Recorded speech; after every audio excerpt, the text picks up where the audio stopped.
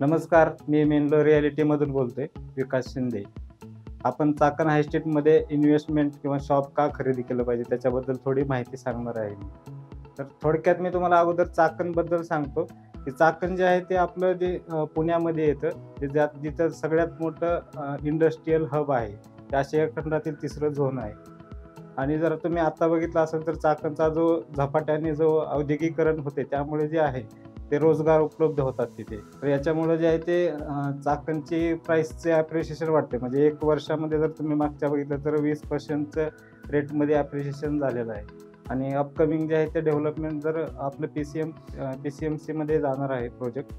आणि metro station पण आपलं 5 मिनिटाच्या अंतरावरतीच येत आहे.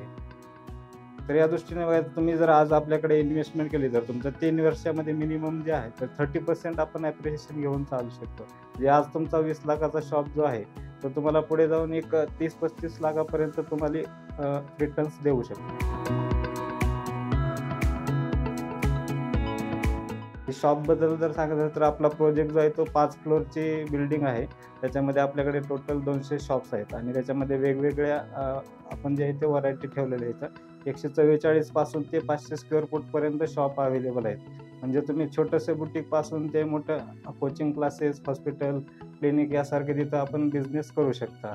त्याच्यामुळे कसं आहे, आजूबाजूचा जो क्राऊड आहे त्यांच्या डेली नीड्सच्या पण जे आहेत ते गरजा पूर्ण होत आहेत. आणि पूर्ण आजूबाजूला जर बघाल तर आपल्याकडे रेडी कस्टमर बेस आहे. म्हणजे 7 ते 8 हजार फॅमिली राहतात 1 किलोमीटरच्या रेडियसमध्ये. मेनलो रियल्टी, सोच आपके भले की. सोच आपके भले की.